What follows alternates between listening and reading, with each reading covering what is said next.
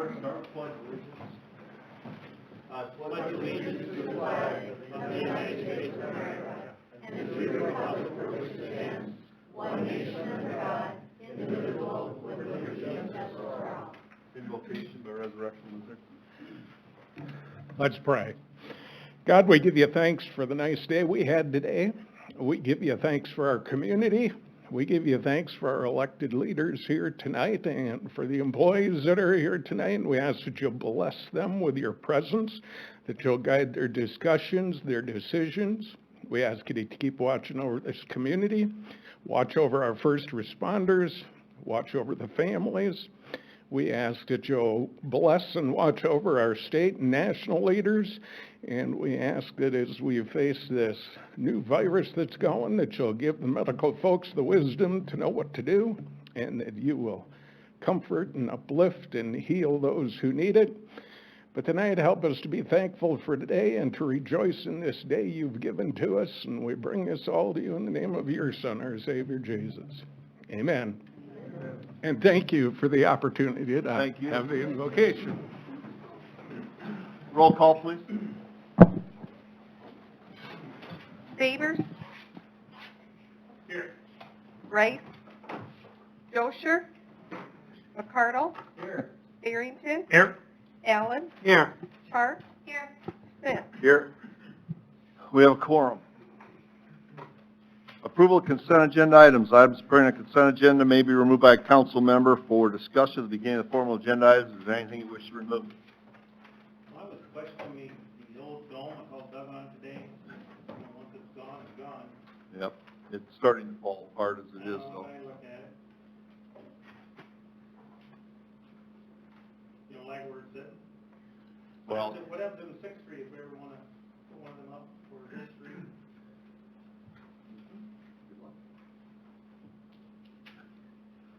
I don't know, but this I got on, one, I've been looking at it for 5 years, so.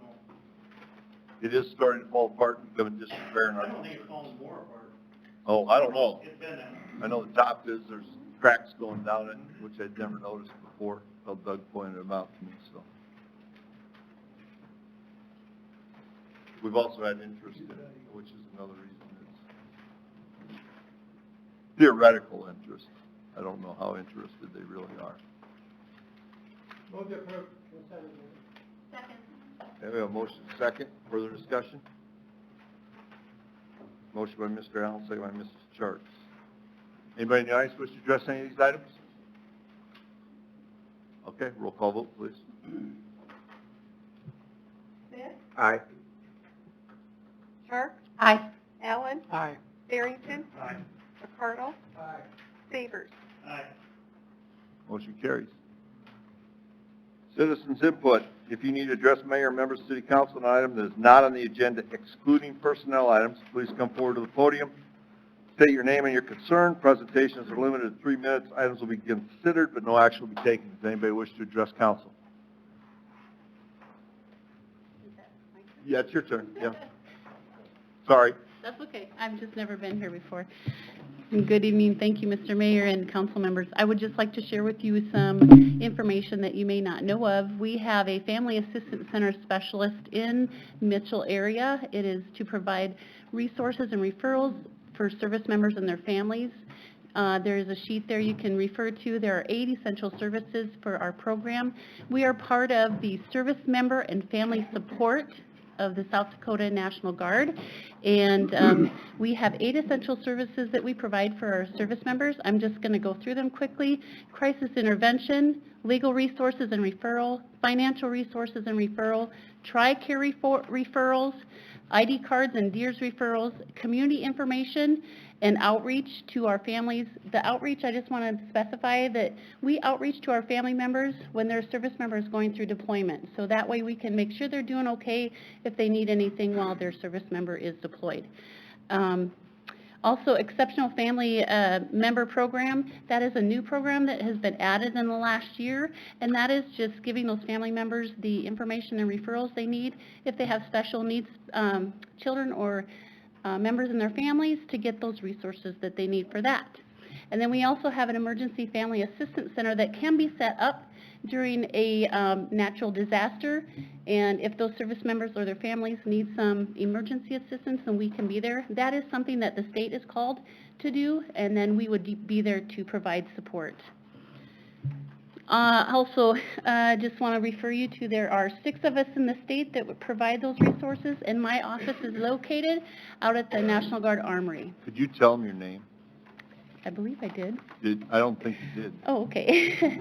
My name is Ruth Regels, There you and go. I'm the South Dakota Family Assistance That way Center. everybody watching, 'cause you Oh. are on television tonight. Okay, sorry. And then I did give you a sheet of paper that, just to inform you, I wanted to share this with the council members, that we have a event coming up as part of Service Member Family Support through the Family Assistance and Family Readiness staff. Their contact information is on the bottom of the sheet. I'm not going to go into detail about the event. I just wanted to share it with you. I can't publicly go through and talk about the event because I have to get that pre-approved by South Dakota National Guard Public Affairs. So I wanted to share that information with you.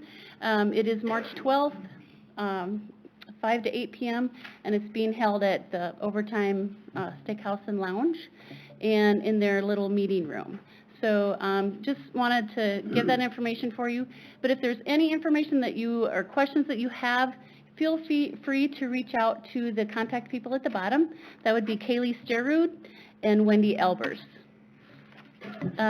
If you have any information about family assistance and what we do and all the other things that we assist with for our families and military members, you can sure reach out to me. My information is out there also. Thank you. Thank you. Ruth, can I ask you a question? Sure. Hi. So this looks like a lot of information. I mean, I think this is fabulous. Mhm. That is also done through the 211 services. Are you familiar with Yeah, that? we are on 211. Okay, that's what I was Our curious service about, is if on it's there. also being Mhm. disseminated there too. Great, Yeah, great news. absolutely. Thank you. Yep. Thank you. Anybody else wish to address council? Yeah, Nathan, how are the ice bumper cars going, and what is there, somebody asked me, are they year-round, or is it seasonal? And how's use or whatever been going with them so far? Yeah, we've, the whole open skate program and the ice bumper cars have been running pretty busy since we started that. I don't have any comparisons yet to look at last year. Hopefully we'll have that soon, and I can kind of report on that. They won't run year-round unless we determine a place for them in the summertime, because they can run off the ice. So we might look for another location for those.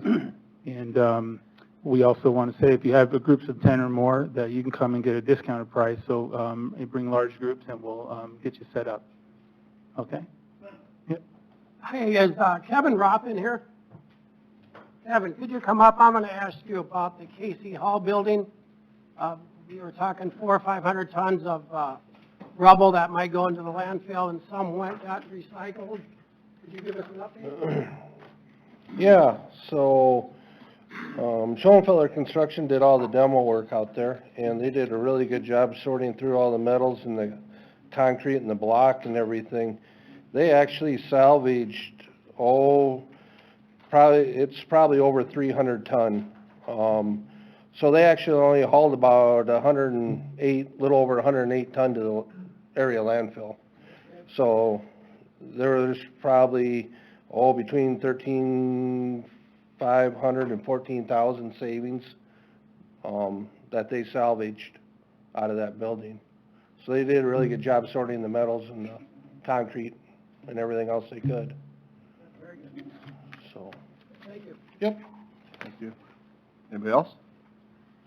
I had the news on right before I came, and they were talking about the coronavirus and some of the ripple effects that it may have on the basketball tournaments. And it made me think about our own Corn Palace, and wondered if you had any, it's as close as Nebraska right now, and it's hard to say where else it may spread, and I wondered if we had anything in place. We're starting to take some advanced precautions. Great question. We actually talked at that staff meeting this morning about that very thing.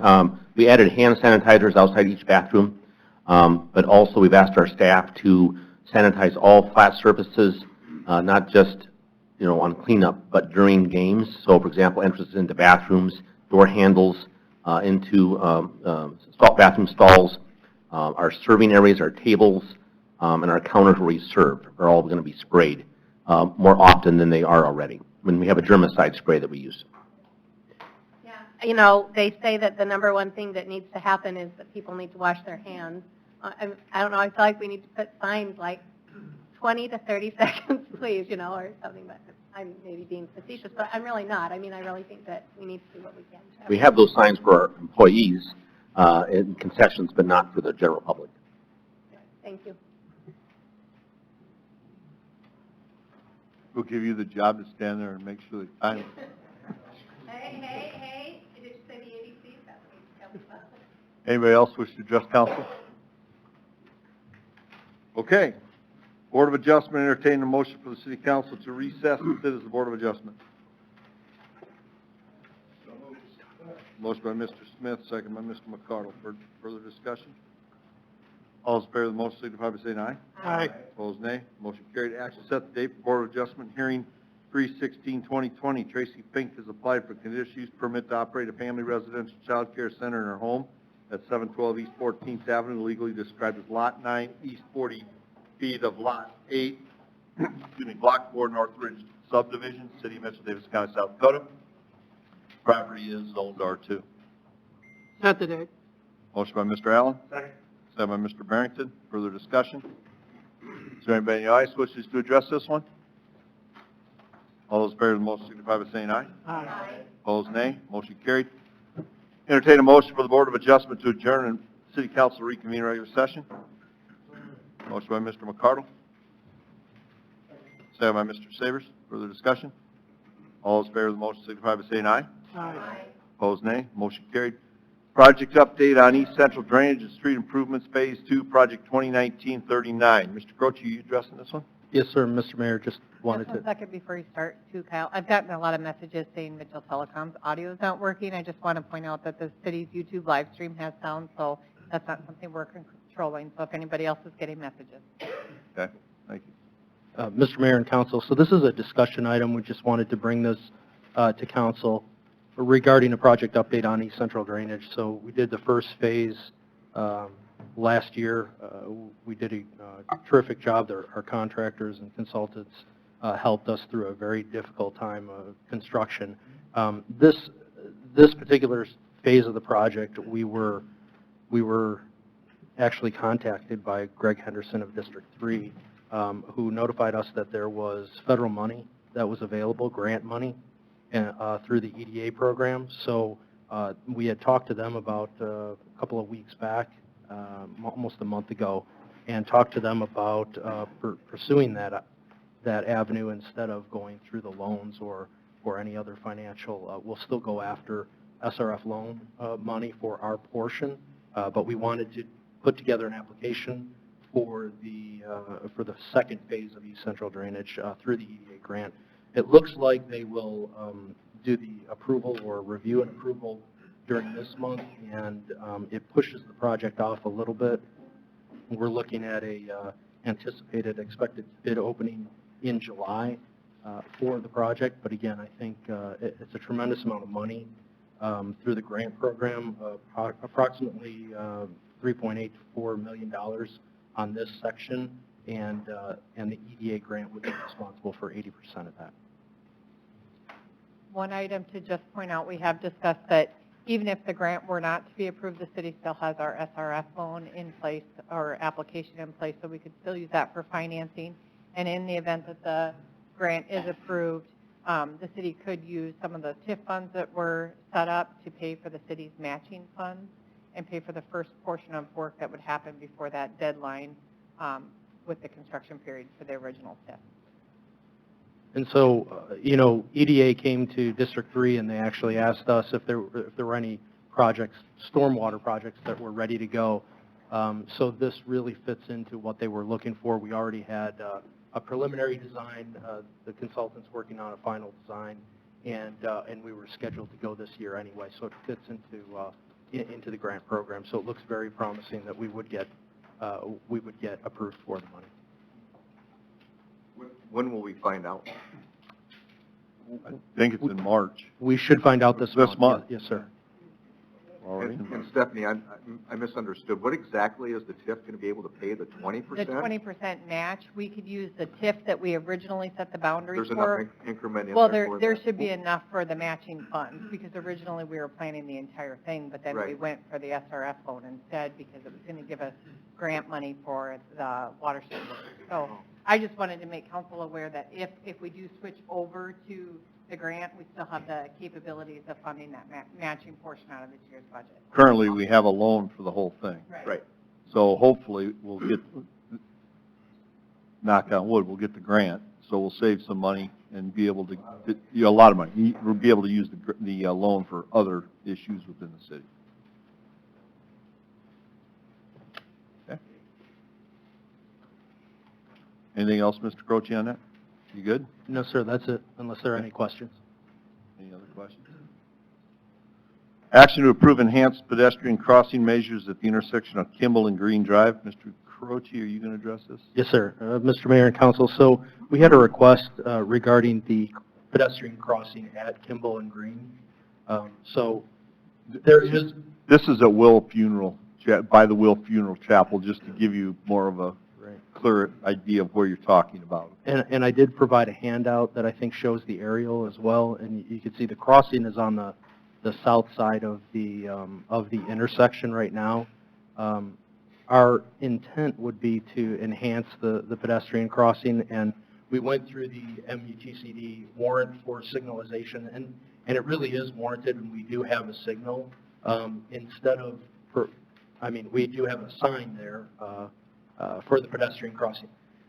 Instead of doing anything like a four-way stop or anything like that, it seems reasonable to put something like this together where there's a flashing pedestrian sign to let cars know that there are pedestrians there, or they possibly could be there. There are residents at the Green Ridge Apartments that use that. Also, there are children that use that from the high school and Gertie Bell Rogers as well. We went out there and provided some brief traffic study count numbers. So the warrant for a signal is 500. We're at 498. Again, there's already a sign there, but we feel that having the lighted LED solar powered signal would really help for anyone that has maybe disability or trouble crossing, those using wheelchairs, those using scooters. It is used quite a bit for pedestrians going toward the main street, toward the west. So again, I think the warrant was valid, and the cost is approximately $1,600 per sign. So we're looking at $3,200 maximum for that.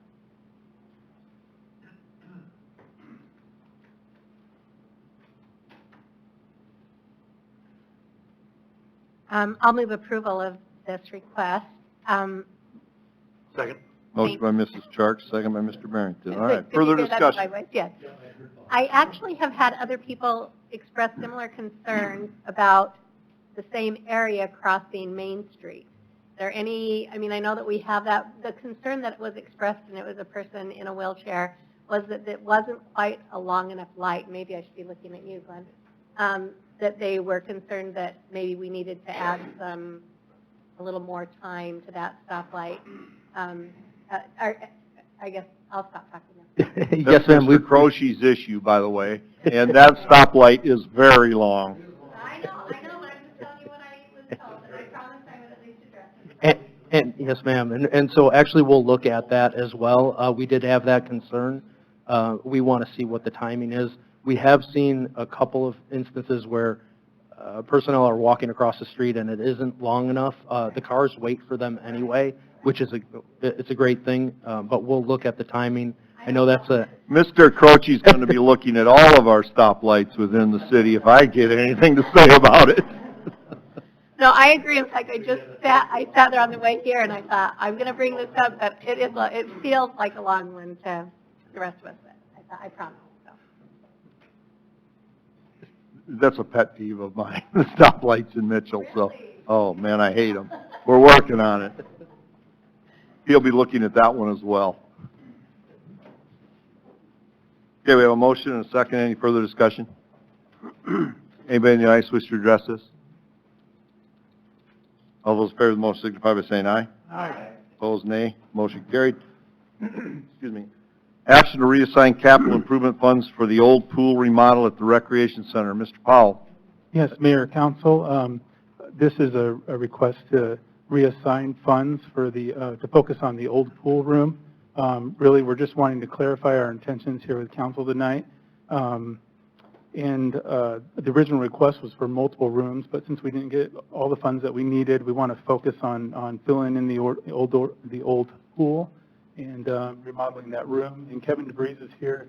If you can come up, he can answer questions about specifics about the project, if you have any questions there. So what you're asking here, Mr. Powell, is you have the money budgeted, but you use the money in two separate areas, and you want to combine it to do the old pool so it's usable. That's Right. correct. And some of the funds were for the outdoor signage, but we were able to get that done at the end of the year, and so we need to reassign those funds as well towards this project. And that actually came in lower than you had expected. That's correct. Okay, thank you. And I just want to point out the reason why it's coming back to council is because you specifically took action on every item in the capital improvement budget. And so changes to that, because it went through council for action on each item, I just want to make sure council's aware of where that's being diverted back to. It is changing what we published as that approved budget that included the capital improvement budgets within that document. And those items are what again? The improvements? Right. So- What did we take out from the 2020 budget to offset this? From the 2020 budget? Or the 20? But What we're looking at doing is taking the funds that we had originally requested. They were denied and it was lowered. And so what we're looking at doing is, like Nathan said, concentrating strictly on the old pool area and remodeling that room. We're going to work with Kyle and Joe on bidding that project out in phases. First phase, obviously, being filling in the pool, getting the sand and the concrete over that, new flooring to go over the top of that. We'll get new LED lights in there, HVAC for that room, because currently it does not have air conditioning, so HVAC for that room, and then paint around it. And then what we would do is take all of the equipment that we have in our current multi-purpose room, move that into that room, which will then also be available for 24/7. So then all of our fitness equipment will be available for that. And then we'll repurpose the current multi-purpose room for kids right now, and then see how that room goes going forward. Dan, here's the answer for your question. This is the budget document that council reviewed in approving the capital improvement budget. So you can see the requests that were made are in this column, and what council actually approved are in this column. So the exterior signage, and Nate said there was money left over. We actually used the remaining funds from the construction project in the pool. Remember, we had some open items with the waiting to see what happened with the coloration, and we had enough to finish that signage. Then they asked for HVAC for the old pool and gym, and those are the other items requested. There's what they had in the budget, so they're asking to use these items instead of for that to fill in the other pool and just do the other project work. And we wouldn't do HVAC in the gym, just in the old pool room, which is $65,000 instead of $100. So we would instead of focusing on the other room, we wanted to keep all the funds right there in the old pool. Kevin, how many square feet is the old pool area? Roughly about 3,800 square feet. Okay. And that's where you said you're going to bring all the equipment together? or is We'll, that- we'll bring our equipment from our current multi-purpose room that's up in the front half of the building and move that into there. We'll still keep our current cardio room in the back. If it's in that location, they can use the 24/7? Yeah, they'll be Yes. able to use that side door as well and park in the north parking lot. Sure. We're expanding our 24/7 access area. So.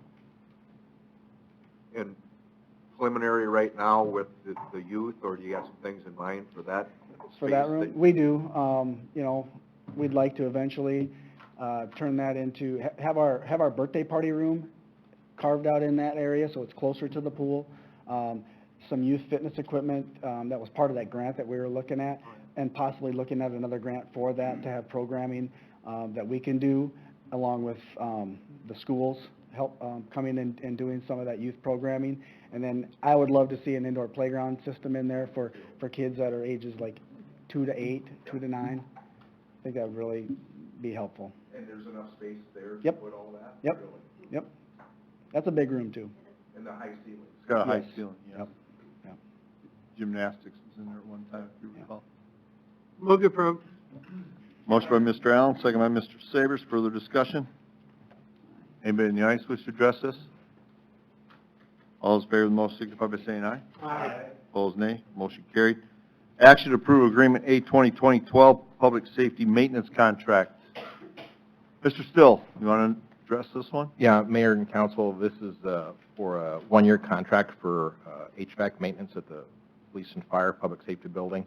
As near as I can tell, I couldn't never find anything that there had been any contracts before, and this is more of a, I want to be more proactive as far as catching anything before it goes bad and ends up costing us some more. So I got 3 bids, just yours was the lowest here, so with them. He has had a couple of units go out that had to be replaced since he's been here, so that's what's prompting a maintenance contract to make sure we don't go through and lose equipment that should have been maintained. Who did the maintenance before? Nobody? Nobody. Some of the maintenance, the changing the filters was done just by the custodial staff that we shared with Corn Palace, but Sure. didn't really do anything else, and everything was reactive. The problem existed, and then we called somebody. Sure.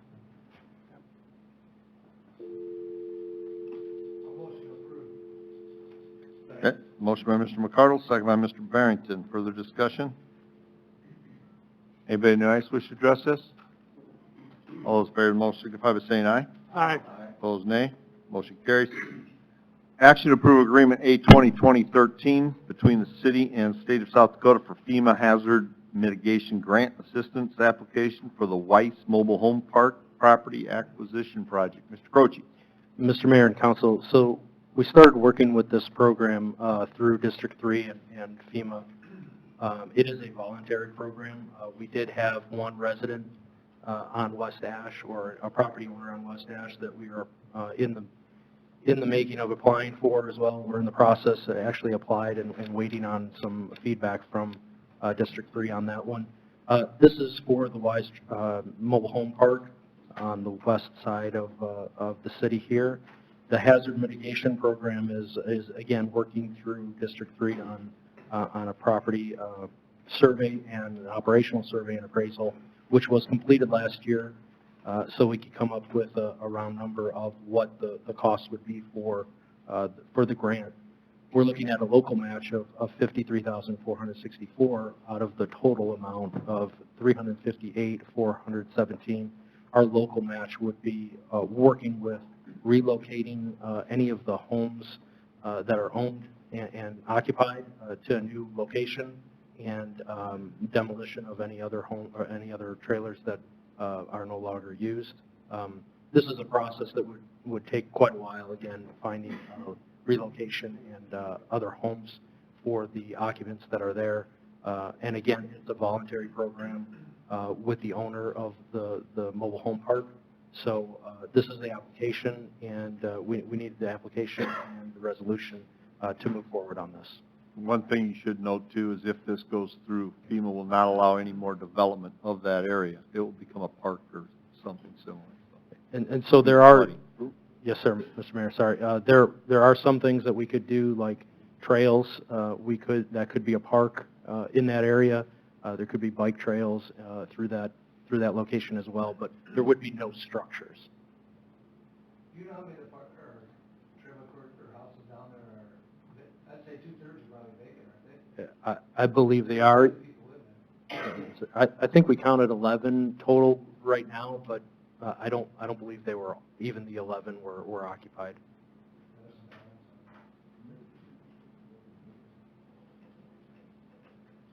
Could we somehow tie that together with the Dry Run Creek bike path? Is that what you're kind of thinking, Kyle? Yes, sir. That's the idea, is to make that trail go all the way through, and then we could connect over on 3rd and then the bypass. Oh, nice.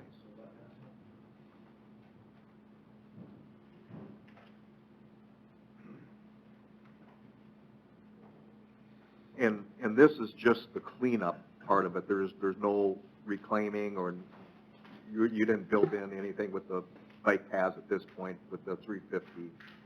No, it would actually be relocation and removal of all the trailers, removal of the utilities that are in the ground, and any other, miscellaneous grading that would happen, but it wouldn't include any construction for any trails. Right. And how much of the work do you anticipate that our department, your department can do? Ideally, we would want to do the majority of it, if not all, so that we could, work with the residents or the owners that need to be relocated, but also understand where those trailers are going and where they're going to end up. And we always have the ability to apply for the state's other recreational trails programs for bike paths and other things like you just did to go under the interstate on Raleigh, right? Yes. So any of the money could be used for actually relocating the families, or is it all with the cleanup? No, there is money that's allocated for relocation. There is? There is, yes, sir. Good. So that'll give them an incentive to work with us.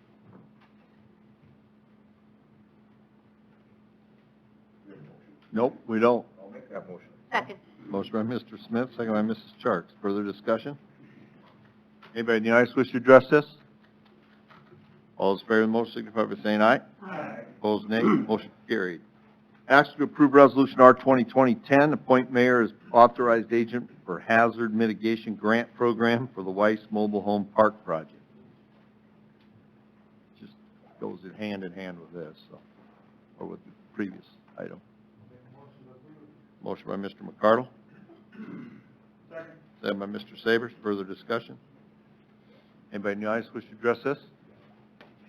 All those in favor of the motion signify by saying aye. Aye. Opposed, nay. Motion carried. Action on Resolution R 2020-11, Annual Bridge Inspection Program with the South Dakota Department of Transportation to hire Bros Engineering. Mr. Croce? Yes, sir, Mr. Mayor and Council. This is for the agreement that we had. We've been working with Bros Engineering for a couple of years now, so we want to continue to work with them. They do a great job on the inspection of the bridges. The three bridges that are scheduled for inspection this year is the West End Bridge, the Minnesota box culvert, and Burr Street box culvert as well. Those are at the Dry Run Creek area, so it falls into some of our focus that we're working on this year. Bros is a great part of our community and has been a great assistance and consultant with our previous projects. I believe the budget amount this year is for $1,000, so we recommend council approval. Move to approve. Second. Motion by Mrs. Charks, second by Mr. Allen. Further discussion? Anybody in the audience wish to address this? All those in favor of the motion signify by saying aye. Aye. Opposed, nay. Motion carried. First reading of ordinance O 2020-02, an ordinance changing the district classification of the real property currently owned by Avera Queen of Peace from Urban Development District and R4 High Density Residential District to Ridgeview on Foster Plan Development District, tabled from 2/3/2020. I will note that one thing they're doing is there is an R4 in the southern half of this that is not being rezoned. It is remaining as it is, so all they're requesting for the rezoning is the north part, which is urban development. This is a rezoning. It has nothing to do with the covenants or ordinance or language put on what happens in the place. It strictly relates to rezoning. Okay. We had a little confusion on that in planning and zoning commission. So, Mr. Putnam. Thank you, Mr. Mayor and council members. I'll give you a little bit of some background here and a little bit of a summary of some of the materials that are been presented to you. As you probably have noticed in the Planning Commission minutes that they did hold a hearing.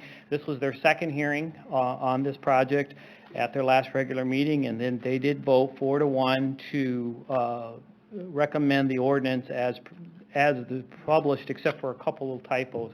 And you probably noticed those in the couple overstrikes and underlines in the ordinance. So, in other words, the ordinance that was published is pretty much intact as per the recommendation of the Planning Commission. A couple other things that I would probably just bring to your attention, just to reiterate what the mayor had mentioned. If you saw the colored map that's in your packet, similar to this one, it's called the Avera Plan 2, you would see where, again, is the illustration of what is being rezoned or is being requested to be rezoned. In a plan development district is done the same way as a rezoning. Basically what a plan development district is you are setting the uses and the standards that are unique to that particular parcels or group of parcels. And so that's why you would see the ordinance is pretty comprehensive. It lists all the uses, permitted uses, conditional uses, and the standards set forth by, and then each sub-area is identified in the ordinance. And that's where you probably noticed where it says sub-area A, B, C, D, and so forth. So just to reiterate that area identified as A is being rezoned from urban development district to plan development district. Areas B and C are currently urban development district and to be rezoned to plan development district. And D has a little bit of both. You could kind of see where that is the existing ordinance as we speak, and that's also how the property is described as kind of triangular pieces, where D overlaps into both. So the remaining parts are proposed to stay as R4, which is the current zoning is there. Another thing that I would probably bring to your attention, you probably saw a plat that was in your packet. The plat is not before you for your consideration. It's only there for for your, just to be a concern, to kind of see what they're proposing in the plat. But the plat is not before you. It has not been submitted to the Planning Commission. There's still some things that need to be worked out. However, like I said, it's more for demonstration purposes. So a couple other things I would bring to your attention. As you probably noticed, there's a number of letters that were sent back from concerned citizens. I grouped the letters. You probably see where I've got them identified so that you can kind of see. Some of them are identified as the letters within the notice area. Approximately 18 people who had to be actually noticed, and all but one responded back. So that's what that area is. There's a group of those. There's a group of areas that are outside the notice area, but they're in the vicinity. The Roland and Lane, Fitzfire Steel, Bridal Acres, and so forth. So those are the ones that are in that one group, and approximately 28 of them came back. And then there's a group of letters that we received from either various businesses or individuals. They're kind of in the support group, so to speak. And then there's another group of handful that were just or not even in the neighborhood. They were just throughout the different parts of the city. So that's kind of how they're grouped together. So if you wondered why they were sorted the way they were, that's how we did it. So, and you probably saw a mailing that was sent, a listing of a mailing that was sent out. That was the listing that was sent out the second time. It's actually the same as the first time. The ones that are identified in yellow were the ones that by ordinance had to be notified. The rest of them were notified, but at least told them of the time of the hearing. However, that noticing that the area where they bordered is remaining R4. A couple other things that I would just bring to your attention. As you probably could see, some of the themes that were within of concern. Obviously, traffic seemed to be the dominant theme, and perhaps even the traffic flow or access to Foster seems to be the number one concern of those who did respond not in support of the project. Drainage is another one that was pretty predominant, and as well as some concern about what is actually the intent for project or sub-area A. So those the rest of them are the uses or the concerns are somewhat scattered a little bit, but those I would just wanted to highlight. Those seem to be the predominant concerns. And so my guess is there will be individuals who will speak to those as well. Let's see, what else can I tell you? Other than, like I said, you have a lot of material that's there. I'll attempt to answer any questions that you may have. With that, I do know there's representatives of the project as well as people who would like to speak to it. So, questions of me before I yield to the the floor here. I know that there have been some adjustments that have been made due to the request of the neighbors. Could you tell us about those? I'll let them talk, the people who are for that, or regarding the project, to talk about how they responded to the neighboring concerns, so. Okay, Mr. Clark, are you going to speak, or Mr. Vox? I will, yes, you're right. Okay. Well, good evening. I'm Tom Clark, Regional President with Vera Queen of Peace. Like to just frame the conversation a little bit as we get started. You know, as community leaders, we're all called upon to help craft a vision of where we want and need to go as a community, and then develop and execute a plan to make that reality. I know that most of us were involved in the recent community-wide planning exercise, which brought forth the Forward 2040 plan. And as you're well aware with that plan, one of the key needs identified through this extensive process was the need for attainable housing for middle-income workers. And why is this such a need? Well, local businesses have shared that they have the capacity to add at least 180 jobs to our community, but they struggle to recruit and retain workers due to the lack of this type of housing. At the Vera Queen of Peace, for example, we currently have 34 job openings that we can't fill. And most of these fall into that category of middle-income workers. It's not hard to understand the positive impact these jobs would have on our retailers, restaurants, new students for the schools, and a broadened property tax base, which helps keep everybody's property taxes lower. As leaders, I think it's important for us to talk about these big picture issues and realities and opportunities that drive this project, and not get bogged down just in the not in my backyard conversations. As I told planning and zoning last week, I commend many of the homeowners who have sat with us in good faith, not opposing the project per se, but trying to understand how it works and what it means for the surrounding area. And through this process, we were challenged to go back and talk to the homeowners who had concerns with the proposed plans. And we have done that. We were asked to find compromises to address their concerns, and we have done that. They wanted 80-foot lots along 8th Street. We have done that. They wanted the proposed mixed use at the corner of 8th and Foster removed, and we have done that.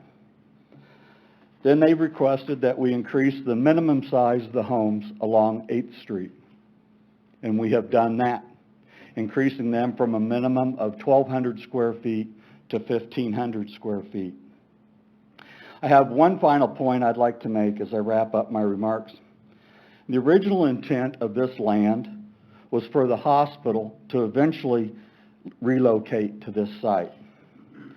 Under no circumstance can I imagine that what we are proposing is not a better, more suitable use for that property, as opposed to the impact an expanded health campus would have had on the area relative to use, aesthetics, and traffic.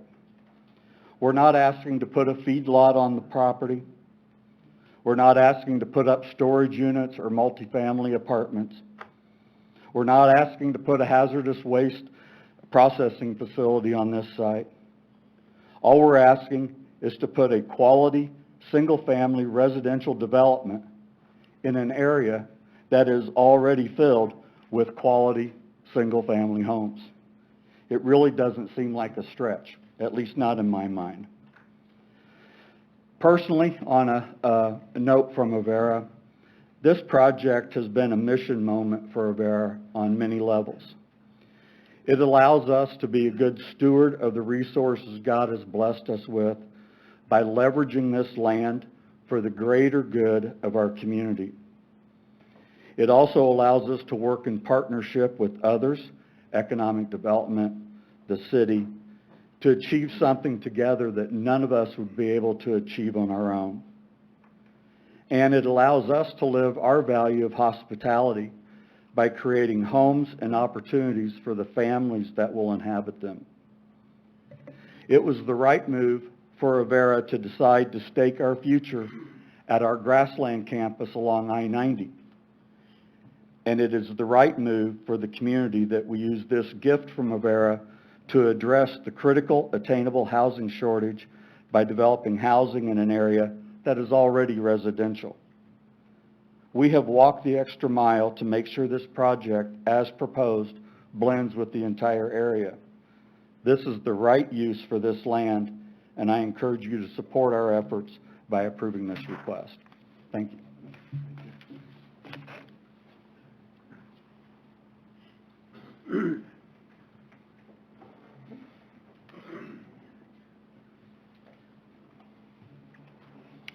Clinton Powell. I'm the Executive Director of Shelter Community Housing Corporation. We're a nonprofit 501c3 corporation that's working in conjunction with Avera to do the home development on the proposed Ridgeview on Foster. One of the things that I think it's important as you guys consider the zoning that's in front of you tonight is to realize how the builder selection RFP as well as the proposed covenants really read in conjunction with the proposed zoning. And so one of the things that you'll read, I guess, as you go through those documents is the fact that there are times when the builder selection RFP and the proposed covenants are actually more stringent than the zoning document. And so it's really imperative in my mind that the documents be read as a holistic unit to really look at the most stringent requirement. And one of those major points that you'll notice is specifically along 8th Avenue, where there is concern that's been voiced, I think, about some of the zoning requirements that are put into the plan development. And so if you read the builder's RFP along with those zoning requirements, it's really clear that those proposed lots along 8th Avenue really become lots that are more stringent as far as side yard requirements and total size requirements than we actually see in R1 development. And so by reading both of those documents together, I think that's how we get to those places. Part of the reason that those documents are separate, let's say, and not all of those requirements are actually written into the plan development is the attempt, I guess, to continue to make tweaks so that we meet the needs of the surrounding homeowners. And so you'll notice that there's been 2 amendments to the builder's RFP since it's come out to try and address concerns that the neighborhoods have as we've gone through that process. And we expect to continue to work with the surrounding communities to try and address those concerns through that builder's RFP and the covenant process, separate from the rezoning requirements.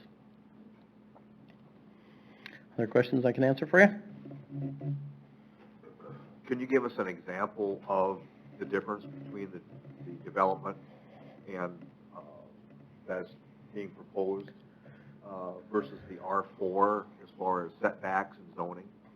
So when you look at the area, for example, along 8th Avenue, one of the requirements in there is that those home designs, and 100% of the home designs will come from our local builders, so it's not something that Shelter is proposing a home design by any means for any of these homes. When the builders propose a home design, the same homes that are able to, from a planning and zoning standpoint, the same homes that are able to fit on a 60-foot wide lot, those same floor plans are the same floor plans that will go on the 80-foot wide frontages along 8th Avenue. And so when you look at total, let's say, side yard setback, the side yard setback for the homes along 8th Avenue will be in excess of 10 feet, which is much greater than we would see with an R4. It's actually greater than you'll see with the planned development district, but it's just a way of making the neighborhood, especially along 8th Avenue, being more comparable to the neighborhood to the north.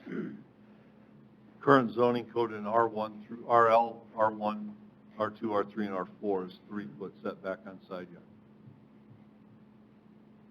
The current zoning code is a 3-foot setback for all residential properties. RL, R1, R2, R3, R4. Wasn't that changed 3 or 4 years ago? It was more than that. It was when the last code, the last revision of the code, which Neil was in 2012. And the reason it was set like that is because planning and zoning was seeing a lot of variances come in. So the idea was to get rid of the need for a variance. It used to be 5 feet, and at that point, I was sitting on planning and zoning. That's how I know this, when the code changed. So the idea was to change it to 3 feet to get out of the variance, the request for variance, which didn't seem to help anyway. So. Other questions? Okay, thank you. Thank you. Stephanie. Mayor and council, I did want to share with you some of the information from the community visioning process. I know we've received a lot of questions about where is the data available, all this questions like that. So I just wanted to go through this a little bit. The city of Mitchell just recently completed an 8-month process. Throughout that process, there were several opportunities for the public to get involved. You can see all the different input that we had from everything from high school students all the way to our college community and groups above and beyond that as well. Some of you even brought it to additional groups in town to make sure we got additional feedback. But in the end, we had over 2,000 significant inputs through this process, and 80% of those that responded shared that they felt having a shared vision was going to be critically important to our future. I wanted to point out just a couple things because I have referred to them in a couple of zoning board hearings, and then I've received some questions about where do you find this data. We have published everything that came with that survey online. Anyone can go and look at it. When you look at the key factors for importance to the future, one of them was the housing options and types of housing available. This one was, let's see if it pulls up. It's not showing. This one actually came in that it was viewed as very negatively and said that we are not well prepared. If you go and you look at the data a little bit more closely and you look at all of the ages that responded, and this is how important are these different facets to the future of Mitchell in 2030, 2040.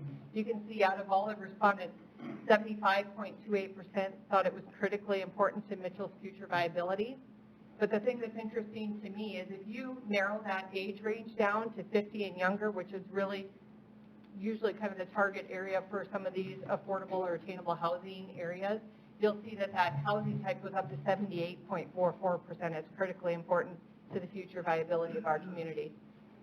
Likewise, I know there were some questions about similar properties around there. I did provide this list as well and went through and did some lot size and some assessed value comparisons. If anyone had any questions on that, I could go through that as well. But I did want to make sure I took time to share the data from the community visioning process as well.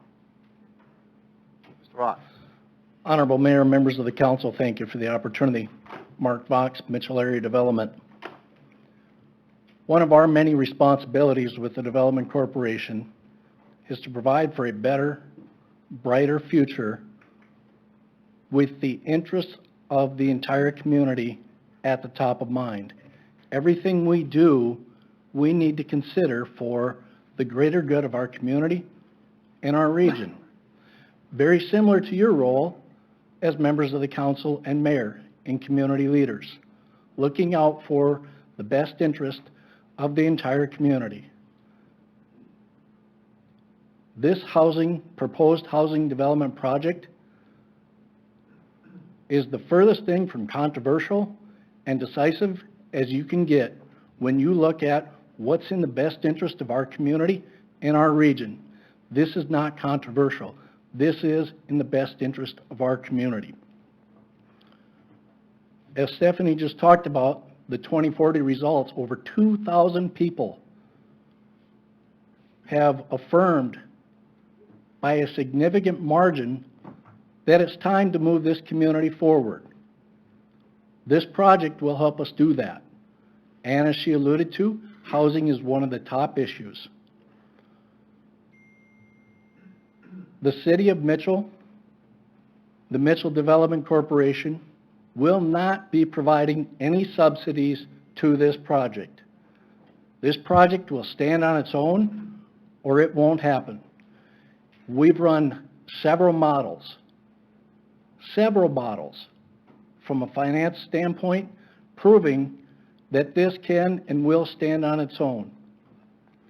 It's no secret that the city provides some funding to the Mitchell Area Development Corporation, and we're greatly appreciative of that. There will be no funds from that allocation used for this project. Absolutely zero.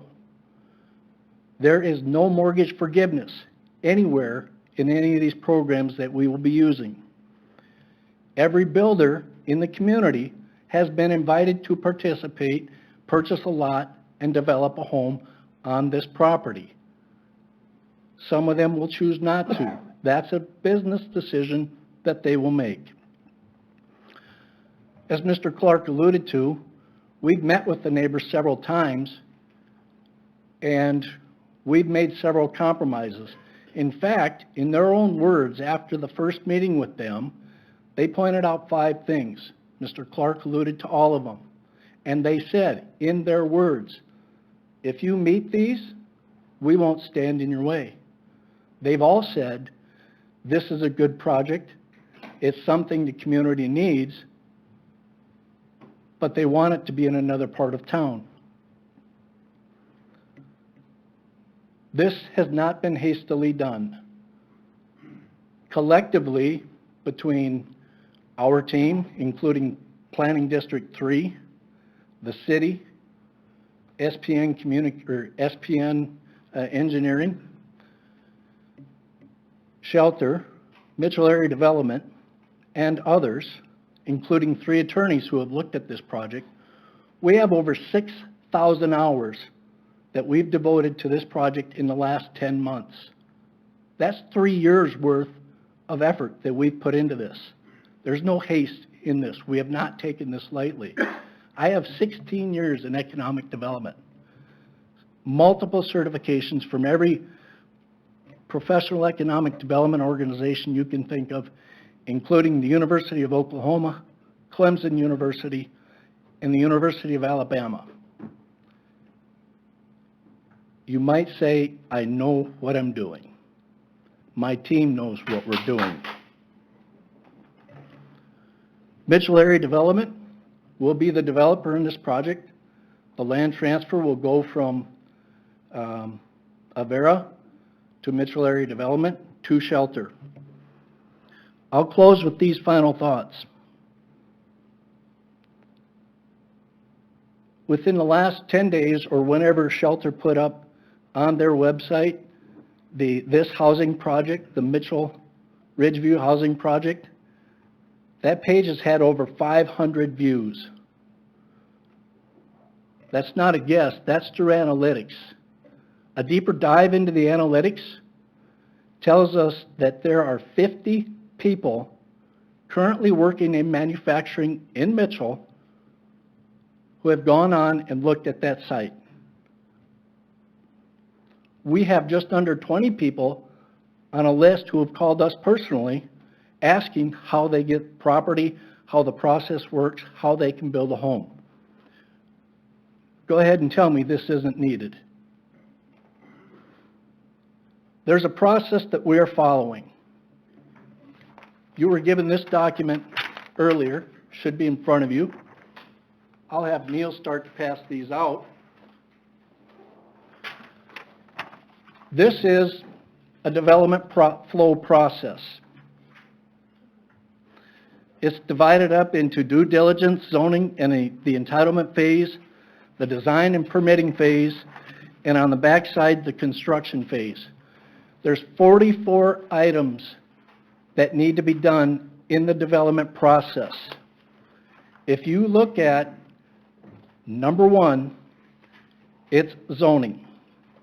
The other 43 cannot happen until the zoning is addressed. That's what you're charged here with tonight. That's what we're asking you to do, is approve the rezoning so we can move on to the next steps in the process.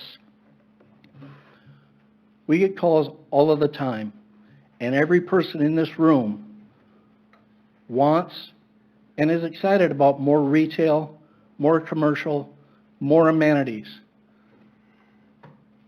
I'm here to tell you, all of the retail opportunities that we talk to do their own demographic studies. Unless we do something to change the population trend in our community, they're not coming. Tom alluded to 180 jobs. He got that number from me, and I've talked about that in the last couple of weeks. I'll admit I made a mistake on that. Last Thursday, we called 10 employers across education, healthcare, IT, and manufacturing. Amongst those 10, the real-time number is 245 job openings as we stand here tonight. Let's assume for a minute they have an average wage of $18 an hour. That's an annual payroll of $9.2 million. A dollar rolls over 2.5 times within a community. That's an annual impact of $23 million. Multiply that over 10 years, we're pretty darn close to $250 million. You want to talk about more services, more amenities? What's the tax revenue off of that? I'd be happy to answer any questions.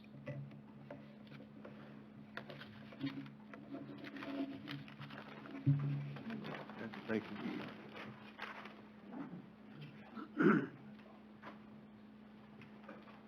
Any questions from anybody you've heard thus far? None?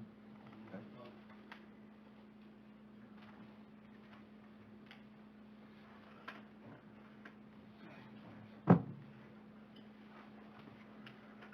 Good evening. My name is Mary Pranger, and I live on East 8th Avenue. And I just want to talk to you briefly and share with you concerns that I have heard personally from the neighbors surrounding the proposed development. In an attempt to gauge the feelings of our neighbors, a few of us went out for 2 full afternoons, went door to door, and knocked on these people's doors from Firesteel Heights to Bridle Drive. We were welcomed into people's homes and in their living rooms and their kitchens, where they openly shared with us their concerns.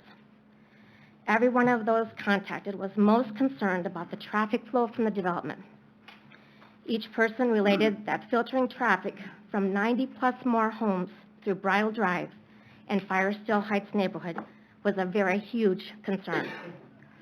They related that at times now speed and congestion can be, probably especially on Bridle Drive, can have congestion, and with vehicles parked on both sides of the street. Trash days, and especially snow days. Just yesterday at 2 o'clock, I drove down Bridle Drive. I counted 30 cars parked on the side of the streets. This comes to be a 1-lane street. The second biggest concern was if they would get more water in the basements. Homes increased more water. Many are currently pumping water today.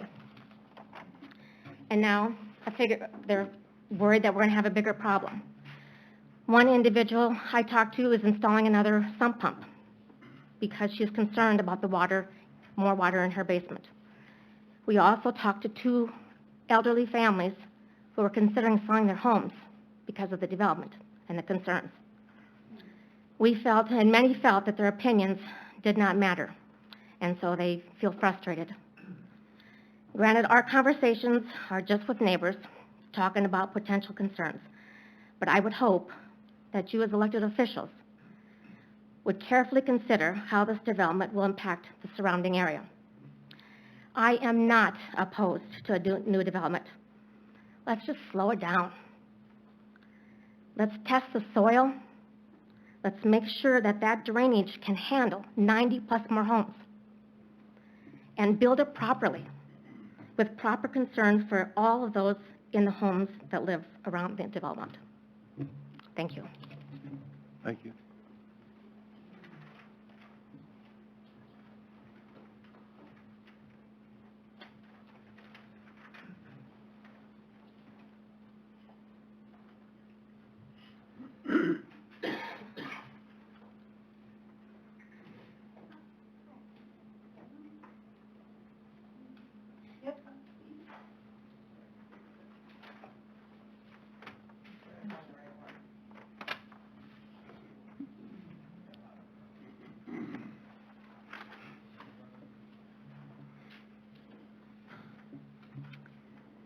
Hello, I'm Kathy Weyer. I understand there's likely to be a housing development across the street from our house in the near future. To those who purchase the homes, I say, welcome to the neighborhood. It's a nice place to be. From our first meeting with the mayor and Stephanie Elwine on January 22nd, to our meeting with MADC and Clint Powell on January 27th, and the planning and zoning meeting later that day, and at all the other meetings we have attended, our two main concerns were and still are, one, that the entire south side of 8th Avenue be zoned R1 to blend into and provide a buffer zone to our existing neighborhood, and two, traffic concerns in and around our neighborhood and the development. This past Monday, Planning and Zoning recommended moving forward with Sub-Area A for multi-family dwellings, lodging houses, or a single-family dwelling, among others. We ask again that Sub-Area B with 80-foot lots be continued the entire length of the south side of 8th Avenue to the corner of 8th and Foster to blend into the entire Firestill Heights neighborhood. We have continually asked for access to the development during Phase 1 off Foster Street. There is room between the north side of the existing Avera parking lot and the south side of the substation for a street to tie into Peace Place. This street would be substituted for Nagel Lane. 7th Avenue could be extended east into the development. Since all lots along 8th Avenue would have access off 8th, this would negate the need for Nursia Drive to connect to 8th Avenue. 2 more lots could be added instead of Nursia Drive on the east end of the project, and additional housing could be constructed between the end of Nagel Court and Foster Street. Installing an alleyway between the backyards of Bridal Drive houses and Nagel Lane houses would improve traffic flow. Section 10-9-1 PUD requirements of the zoning states that a planned unit development must be so designed that its space allocation, orientation, texture, materials, landscaping, and other features as to produce an environment of stable and desirable character, complementing the design and values of the surrounding neighborhood and showing such unusual merit as to reflect credit upon the developer and upon the community. When our new neighbors move in, I will join the line of existing neighbors at their doors, cookie plates in hand, to welcome them. Members of our City Council, please carefully consider the proposal before you to determine if it has unusual merit and truly complements the design and values of the surrounding neighborhood. Thank you.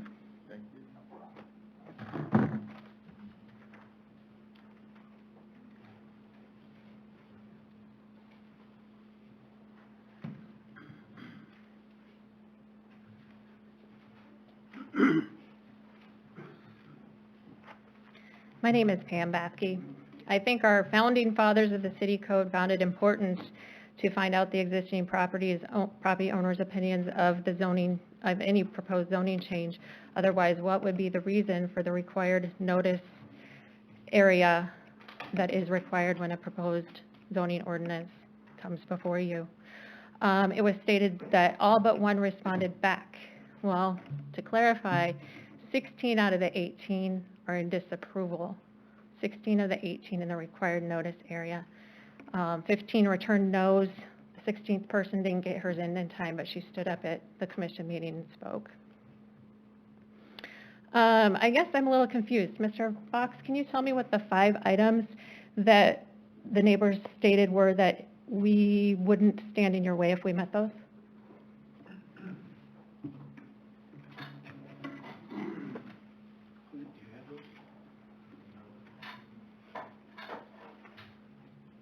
I don't have those with me, but they are the lot widths, drainage,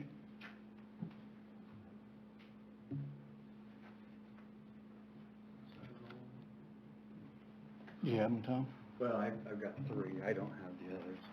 Like I said, the one was 80-foot lots along 8th Street, removal of the mixed use on 8th and Foster, and increasing the minimum size of the homes along 8th Street. And setbacks. Thank you. Okay, so a couple of things that have not been addressed that Kathy already touched on, but we have continually been asking since day one for residential and 80-foot width lots along the entire scope of 8th Street. And so that has not actually been something that they've given to us. And we, as far as the mixed use in Block A or Lot A, whatever it's called, Block A, you know, yes, it's no longer called mixed use, but our concern was that businesses could be present. And under the conditional use items listed, businesses could still be present, so that's still a concern for us. I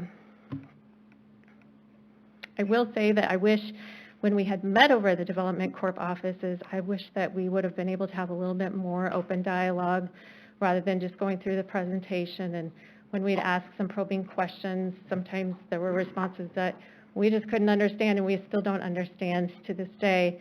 Sometimes there was a little bit of hostility when we'd ask a probing question. And when they would give us these compromises, such as they did, like the 80-foot lots in Block B, you know, they weren't openly communicating it with us. They weren't saying, hey, neighbors, this is what we're doing for you. They would just like print it as a legal notice in the paper or give an amendment to the builder's RFP, and we'd have to go find that information out. So going forward, I would just ask for a little bit more open communication and more open dialogue. I think that would help move this project along a little bit more. Couple other things here. I think my last thing is a procedural issue, and I don't think Justin Johnson is here, is he? No. Who? He had a family Okay. event that he couldn't be here. So when we got the agenda for the Planning Commission meeting, or Planning and Zoning, there was a line item on there that said declaration of conflicts, and I don't see that on tonight's agenda. Do you know why that is?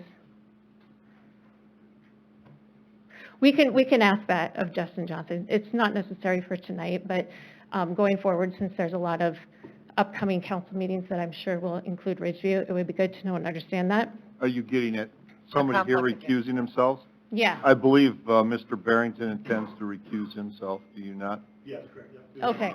You do have a position at that point. Well, you'll find, when it votes, you'll find that out when the vote Okay. comes. The all right? difference on the agenda with the zoning board versus council, they just have different policies for the way they state it, but it would be considered as part of the action. Okay, that's what I wanted to know. Thank you. One question, Mr. Clark or Mr. Vox.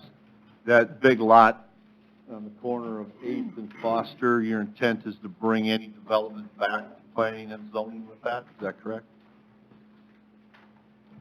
Yes, sir, when the time comes for Lot A, that has to go back to planning and zoning and back through city council. And while I have the podium, if I may, Crown Community Development, one of the world's best community development companies, sent their top 4 officials out here to spend 2 days with us, thoroughly vetting every aspect of this project. They've been providing guidance, direction, and they have indicated we have not missed a beat, we have not overlooked any particular item.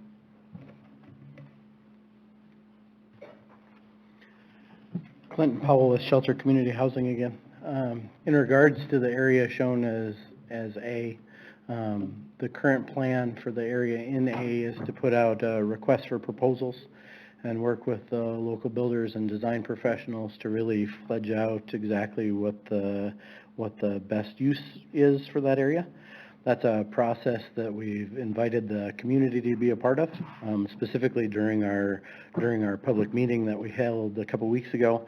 And again, at Planning and Zoning, we invited anybody that wanted to have input into that RFP or even serve on the selection team for that RFP for Area A to be involved with that with that area. So we intend to have significant community involvement as we move forward with that area. And then that also, again, has to come in front of planning and zoning and back in front of you guys again. So we do have a plan in place to go through some of that. To be clear, the current request for proposals that's out for builders are only the single-family homes that are shown in yellow in phase 1. The area shown as D in the zoning is not currently out as part of the RFP, and that's because that needs additional work as well as we think through the current plan as it was shown by the master planner was for that to be attached owner-occupied properties, so likely townhomes that are owned. But that process will also go through a separate request for proposals so that local builders and local design professionals can be involved with that. So there is a chance that A could ultimately be residences or whatever you decide, or gets decided down the road, but that will come back to planning and zoning. Yep, that'll absolutely come back to planning and zoning, and so this proposal that's in front of you that Kathy handed out is absolutely something that can be considered for that area A. It's just as part of that RFP process that'll be in front of us in the future, and then as part of that plating process that we'll get to after we've gotten through part of the design. And again, this is for zoning only. This is nothing to do with any covenants or any requirements put on the property. And the drainage would be later with the... It would be in the design. This exceeds 1 acre and it exceeds 10 acres, so they would be required by Public Works to provide a drainage plan. One more thing that we should highlight that's in the builder's RFP in relationship to drainage. So drainage, of course, is something that Jeff with SBN will work through here as we get farther into the design. But you will notice that the builder's RFP does something unique that we haven't seen before in Mitchell, but that we oftentimes see in City of Sioux Falls, for an example. And that is a requirement basically to build the homes at an elevation that is set by the professional engineer that designs the development. And one of the reasons that we do that oftentimes is so that as homes are built, that we ensure that we don't have a builder that comes in and basically says, oh, you know, I don't really like the elevation that the house next to me is built, and so I'm going to build my house 3 foot out of the ground, basically, because that influences drainage across the entire development. And so one of the things that we see with developments in other communities is that the engineer will actually set that building elevation for the homes throughout that. And that gives us much more control from the design side to lay out how drainage works throughout the entire development. And so that's a requirement of the builder's RFP, and that's also something that we'll be working with Mr. McCormick on during design. Thank you.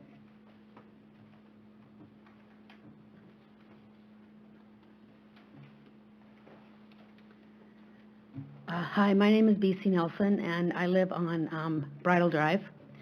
And I guess I don't understand, I think Mr. Putman had said something about that some of us weren't supposed to receive notice or something like that with information. Within a certain distance, you want to explain Yeah, that? I'm going to answer that.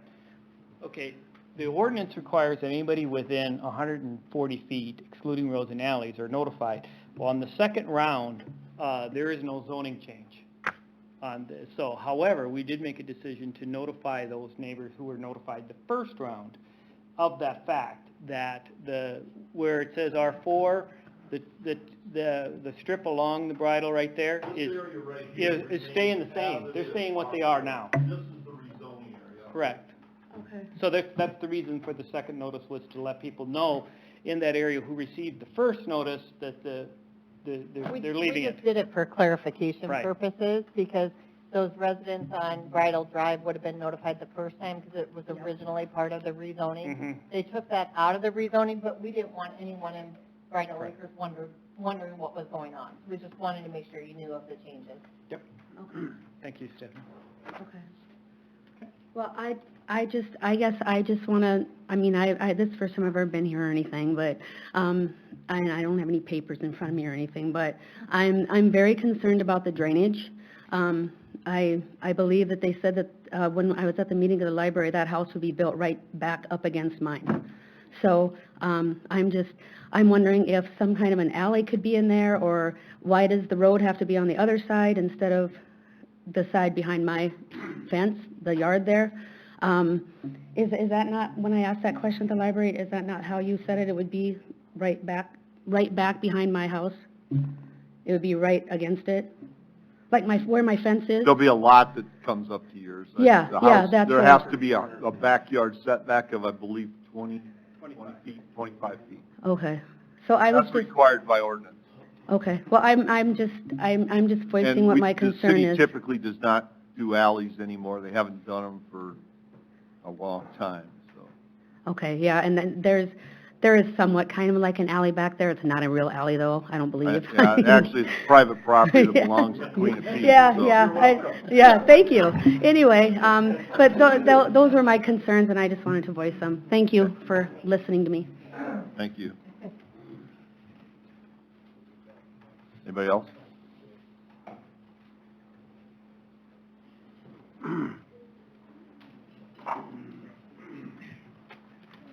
My name is Mike Batsky. I live on 1660 East 8th.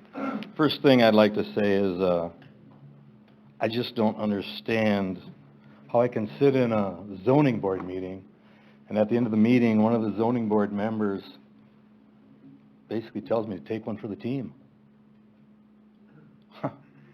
And he told me I overbuilt when I built there. Okay? I sat in that meeting, I didn't. It was after the meeting. Okay, I'm so not it going to wasn't name the in- gentleman. It wasn't in the meeting, it was privately after the meeting. Correct. So that's not part of the meeting, sir. Okay. No, but it did happen. Well, That's my it might point. have, but you said it happened in the meeting. No, after the and meeting. It did not happen in the meeting, so please be clear on that. Okay. And then as far as Mr. Clark saying, to build a hospital there, I bought there approximately 15 years ago, knowing very well there might be a hospital there someday, and I was okay with that. I'm not okay with funneling hundreds of cars down to my driveway for 3 blocks without a road. I just don't think that, and I'm not saying SPN hasn't done their job here, but there's gotta be another option. It just can't come down to the dollar. It's just not affordable. We've heard it comes down to the dollar. There's no graph that I see that says it's gonna be $100,000 more to move this road to Roland Lane or something, or to 7th Street, as some of the people would like to see done. I just don't see that where it's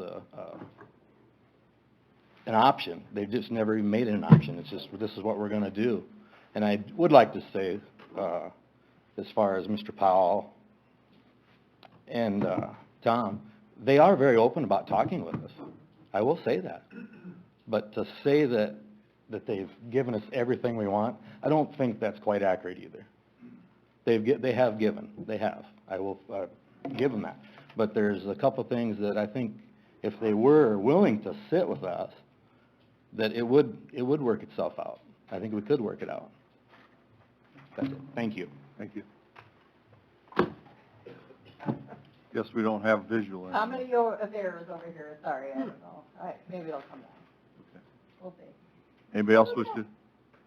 Go ahead. Magic. You turn that one on? Is this one off now? Yeah. Okay.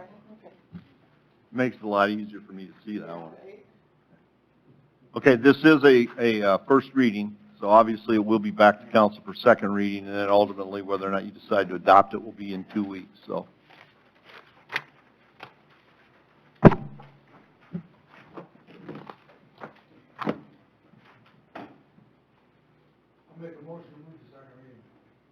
Motion by Mr. McCardle.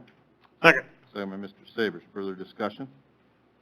Mr. Mayor, as I stated before, due to my employment, Custom Touch Homes, and my position here at Quality Homes in Mitchell, I'll be abstaining to my vote this evening. Okay.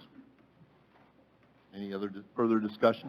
Yeah, I'd like to say, Clint, maybe get a hold of a couple neighbors and see if anything else you can work out before you bring it back. Maybe it'll all shake out at the end. And obviously, this is the first time we're seeing this request with the new layout. And obviously, there's some reason why you guys put together the existing one. So if maybe in the meantime, in the next couple of weeks, if you can at least on both sides come back and say, these were the thought process behind why we did it this way, would be helpful. Okay. Further comments from the audience? Roll call vote, please.